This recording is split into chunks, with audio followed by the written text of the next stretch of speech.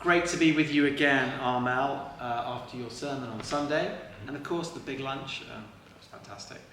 But we're here to talk about Sunday's sermon. Yeah. And you were bringing a message from the fifth commandment.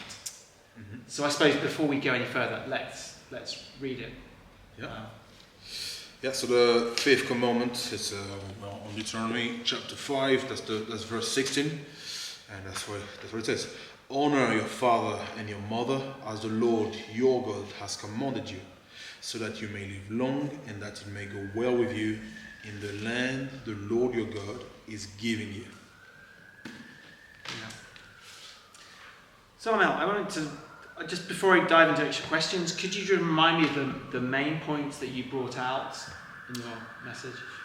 Yes, I think we saw that what this commandment is doing in the life of God's people is sort of putting family or parental relationships in their right place.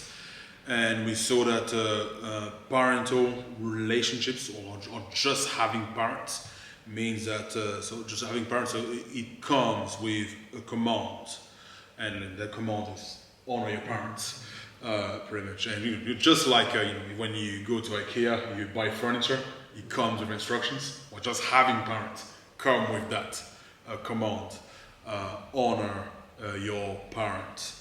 And then the other big point was that having parental relationships are not without impact. So there are many things in life that have some impact, but nothing really major. What color shirts you wore today, might have little impact, but we might not remember this. I was hoping it would have an impact. Oh dear. Yeah, but not that big of an impact. But actually, but how you treat your parents actually has major impact. And we saw that there are two things here. So it leads to a long life, and it leads to a good life. So that's what it says. So that you may live long, and that it may go well with you in the land the Lord your God is giving you. So it does matter. And I think these are important things, because I think there is, especially as Christians, when we understand that we are being made part of God's family, of the church, like this becomes like a true family, our eternal family. And then there is a temptation to think that our blood family doesn't really matter, and we have all these duties. Is just that this is the Lord, this is the past. Actually, we have Jesus. I don't need my family here. But I think, but there is still a duty here, and even so, as God's people in Israel, this was a duty, and of course, as it does matter, and so that was the sort of more or less the big thing. Thanks. Well, if I go from what you were saying last about the church family and your blood family. Yeah. What are the dangers in church life which could impact how we honour our parents? Can you think of ways in which the church is put higher than the blood family, which we should? So do you mean what are the ways? Well, I think Jesus mentioned some of these ways actually in his interaction with the Pharisees. I think the Pharisees had traditions that were, if people were to keep these traditions, actually in some context, they will have to disregard this commandment. They will have to not honor their parents just because they have to keep the traditions. And I think so. And so I think the danger for Christians could be to think about, I don't know, I can't think of something really specific, but I think to deny help of their parents in using serving at church as an excuse. And of course there is always a balance to some things. I think that some parents could be quite anti-Christianity and so on, and on purpose will do things to come in the way of the service of the church. but it's not always the case. I think so. Sometimes some parents are quite reasonable, and also if you need, maybe you have aging parents or you have that, or many other things, and and then there's a temptation to go, I'm serving at church, I'm doing that thing, and my parents, will come later. But actually, we are still, even in the New Testament. So I think in Ephesians 6 there is this duty for children to obey their parents. But in 1 Timothy there is also family members should take care of their family members. If there is a widow in the family, so it's still not something that is done. So I think so. Yeah. So not using serving at church as an excuse not to do what is right by your family. Yeah. Great, thank you. Yeah, and of course the details will vary. So when it comes to how children are to obey, so it says honour your father and mother, and we have children who are younger and older. What is the point at which, and you said that at home when they're under their parents' authority, they are to obey. Yeah. At what point does that stop obeying, and you're still honouring, but you're not really obeying? And maybe if they're parents who are maybe trying to require obedience in a situation where the children think, well, actually I shouldn't be required to obey. Again, like the specifics will vary from family to family. I think it's a stage of life thing. I think in this country, the guideline will say an adult is when somebody turns 18, it's an adult. But we know that life is not as simple. Some people take a bit longer to get to a stage where you get independence when you're away from home. I think a wise thing would be to say, when the child is away from home. But now we live in times where children leave home later and later because with employment and with everything being expensive. So it's quite hard for people to just leave home at 18 or whatever. So I think so. Maybe we'll say the moment. So if the child has left home already, and even when sort of like they come back and if they pay their own bills, do their own thing, maybe that would be like a bit of a safe line. But mainly it will vary from family to family what the specifics are, and I guess probably the more independence the child has, the more the obey kind of thing it has to be toned down, and yes, and there is a bit of a difference between what we the obey do as you say, and the honor. So I think so when you get to a certain age, when you're independent from the parents, you form your own family, or you form your so there's a bit of a separation going on here. So I think requiring the same level of obedience become a bit unreasonable. So there is less of a duty, but the duty to honor is still here. So it's possible that there will be disagreement, that some parents honor how you should do this, should do that. It's possible that you might disagree, but there is still a duty to honor, and by honoring, really, what we're going for is sort of valuing the dignity of your parents. And I think I think one in a Hebrew kind of what the word honor means is like making heavy. So I think so you sort of kind of making the reputation solid, all that type of thing. So really taking care of the dignity. You want the parents to still feel valued, respected. So this is what we're going for. So even if you are independent and you sort of have disagreement with your parents, don't neglect those things.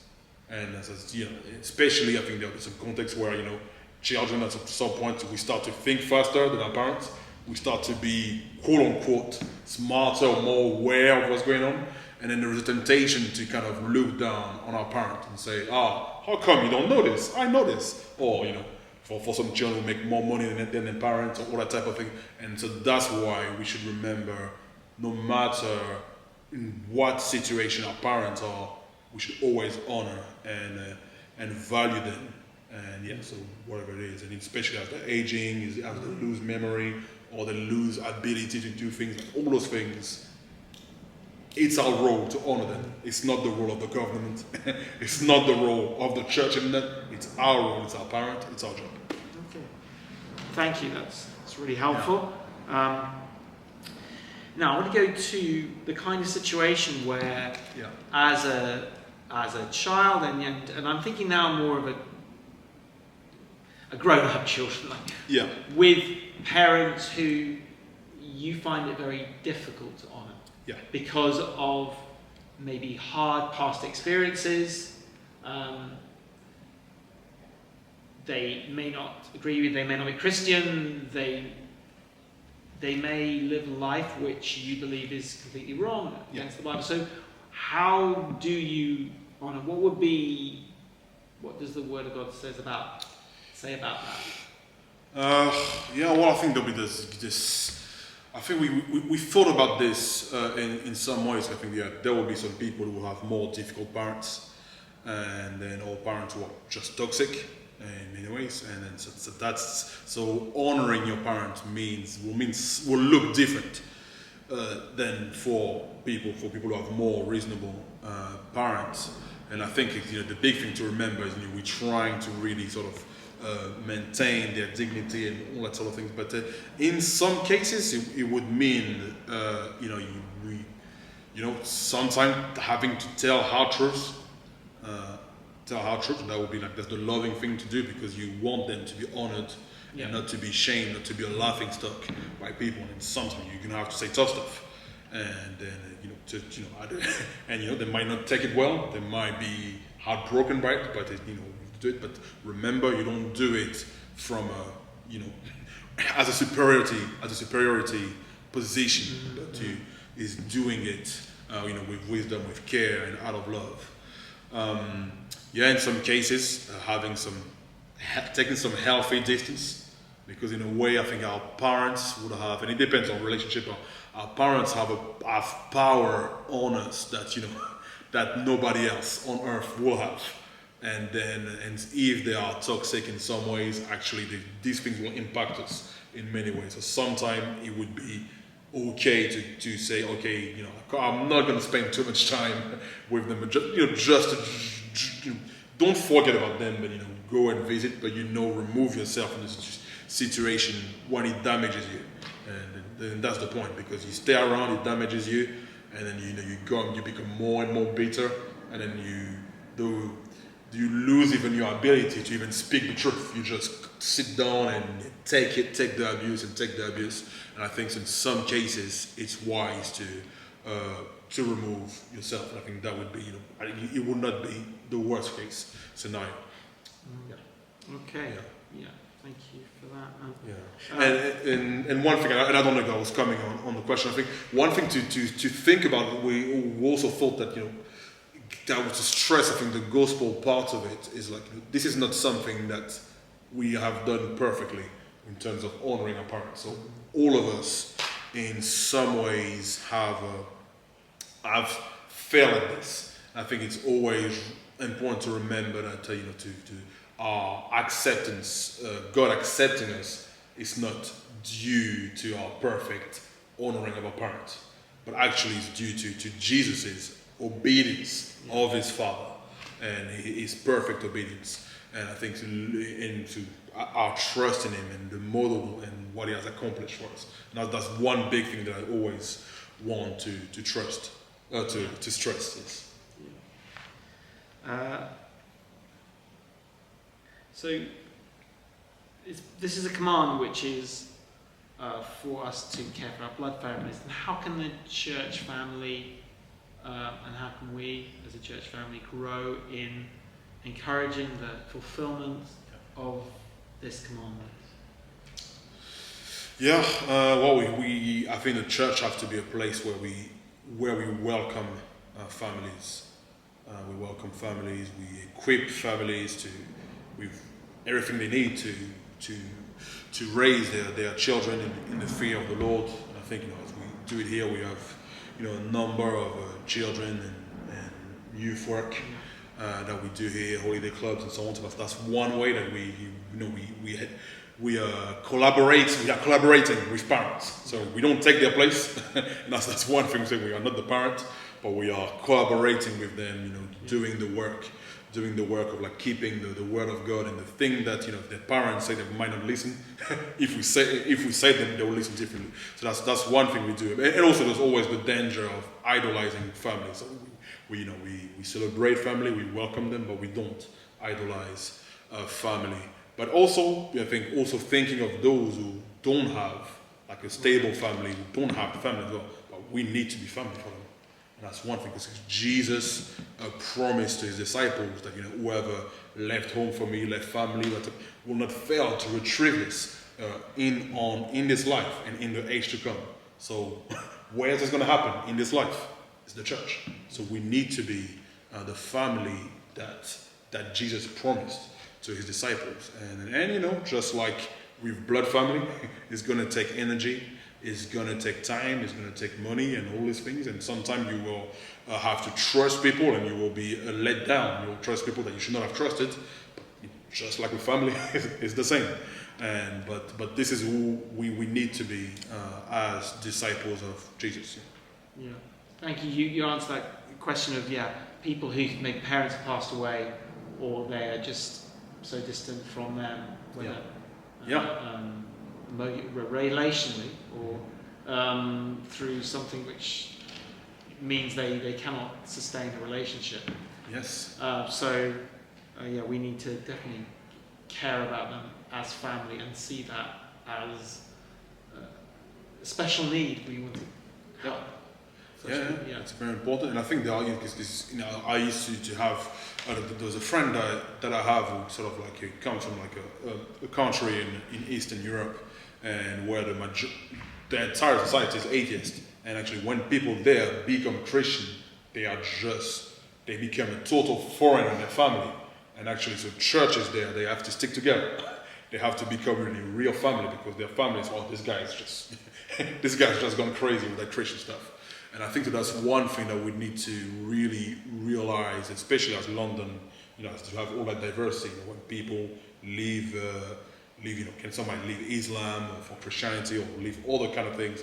Well, we understand that they leave their family behind for doing this, and we have but they should not leave a family to just stay by themselves, lonely, just in the Bible in their room. No, they leave the family for another family, which is an eternal.